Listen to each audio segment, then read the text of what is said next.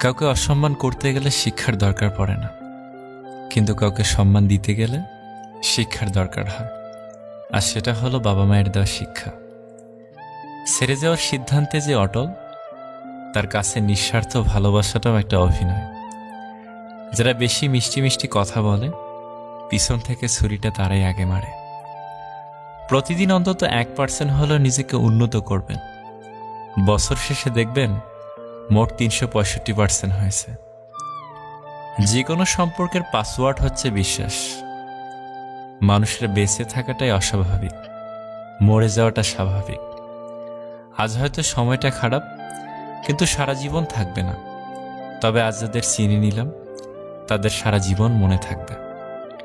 অতিরিক্ত আপন হতে যাবেন, দুঃখ ছাড়া কিছুই পাবেন না। রব সবাইকে সব কিছু দেয় না। হয় কাউকে দিয়ে পরীক্ষায় ফেলেন, নয় কাউকে না দিয়ে ধৈর্যের পরীক্ষা নেন। জোর করে কোনো কিছুই পাওয়া যায় না। ভাগ্যে থাকলে কেউ কেড়ে নিতে পারে না। দেখতে সুন্দর অনেক পাওয়া যায়, কিন্তু যাদের মনটা সুন্দর, তাদেরকে কেবল ভাগ্য করে পাওয়া যায়।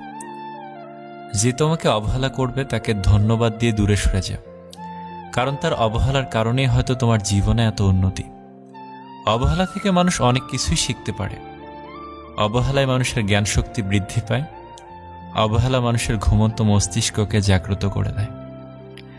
কাউকে যতই কাছ থেকে চেনো না কেন, মন খুলে সব কথা কখনোই বলো না। মনে রেখো, এ যুগে বিশ্বাসের মর্যাদা কেউই রাখে না। জীবনে যদি বারবার পড়ে যান, তবে পথটাকে বদলান, স্বপ্নটাকে নয়। কারণ একটা গাছ তার পাতা বদলায়, জায়গা নয়। মনোবিজ্ঞানীরা বলেন, নাম্বার 1, কেউ যদি তুচ্ছ বিষয়ে অনেক হাসেন, তবে সে ভিতর থেকে খুবই একা। নাম্বার 2, যদি কেউ অতিরিক্ত ঘুমায়, তাহলে সে অসুখী। নাম্বার 3, যদি কেউ কম কথা বলে, কিন্তু যেটুকু বলে খুব দ্রুত বলে, তাহলে সে কিছু গোপন করছে। নাম্বার 4, যে কাঁদতে পারে না, সে দুর্বল প্রকৃতির। নাম্বার 5, যদি কেউ অস্বাভাবিকভাবে খাবার খায়, তাহলে সে কোনো মানসিক চাপে আছে। নাম্বার 6, যদি কেউ একটুতেই কেঁদে ফেলে, তার মানে সে নিরীহ এবং কোমল হৃদয়। নাম্বার 7, যদি কেউ ছোটখাটো বিষয়ে রেগে যায়, তার মানে তার ভালোবাসার দরকার। কথা বলতে যতটুকু যোগ্যতা লাগে, নীরবতা অবলম্বন করার জন্য এর চেয়ে অনেক বেশি যোগ্যতা লাগে। কাঁটা থেকে বাঁচার জন্য যেমন পায়ে জুতো পরা উচিত, সারা পৃথিবীতে কার্পেট বিছানোর দরকার নেই, ঠিক তেমন যদি তুমি শান্তি চাও, তাহলে নিজেকে বদলানোর চেষ্টা করা উচিত, অপরকে নয়।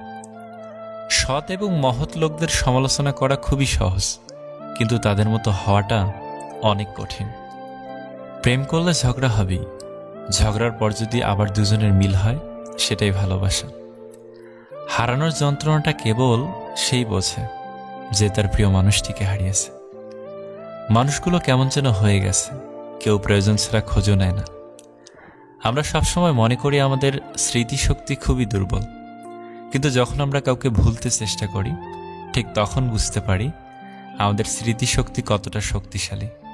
স্বার্থপর মানুষরাই জীবনে ভালো থাকে, বাকিরা তো কেবল অপরকে ভালো রাখে। মানুষ কখনো ইচ্ছে করে বদলায় না। কিছু মানুষের অবহেলা, কিছু মানুষের স্মৃতি, কিছু মানুষের ব্যবহার আর পরিস্থিতি এবং সময় মানুষকে বদলাতে বাধ্য করে। জীবন অভিজ্ঞতা থেকে বলছি, যত একা থাকবেন তত ভালো থাকবেন। বছরের পর বছর ধরে একটা মানুষকে কখনোই ভালো লাগতে পারে না। আর যদি লাগে, তবে সেটা ভালো লাগা না, সেটা আসলে ভালোবাসা।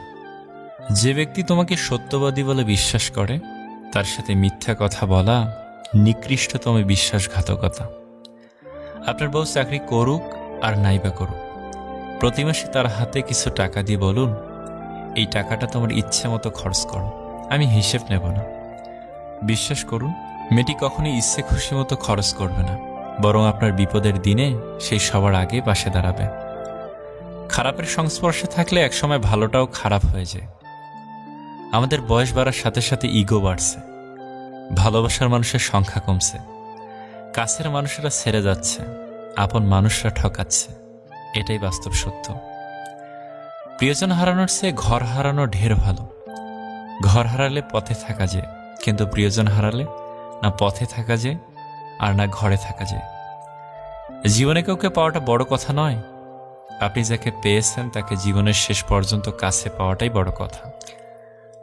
সব ক্ষেত্রে অতীত ভুলে যাওয়া ঠিক নয়, কিছু ক্ষেত্রে অতীতকে মনে রাখাও জরুরি।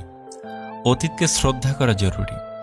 কারা আপনার বিপদে পাশে ছিল, কাদের মাধ্যমে আজ আপনি সফলতার চূড়ায় পৌঁছাতে পেরেছেন ইত্যাদি, এসব আপনি কখনই ভুলবেন কি করে? কেউ যদি আপনাকে খুব বেশি প্রায়োরিটি দেয় তাহলে ভাববে না মানুষটা অনেক সস্তা। আপনার কপালটা অনেক ভালো, কারণ পৃথিবীতে এত মানুষ থাকতে সে আপনাকেই প্রায়োরিটি দেয়, আপনাকেই সবসময় বুঝতে চেষ্টা করে। আপনার কাছে এই অতিরিক্ত প্রায়োরিটিটা অনেক সময় বিরক্তির কারণ মনে হতে পারে। একটাবার ভেবে দেখুন, যে মানুষটার কাছে আপনি এতটাই স্পেশাল যে তার সবটা জুড়ে শুধু আপনি আপনি আর আপনিই আছেন, তাকে অবহেলা করাটা কি ঠিক?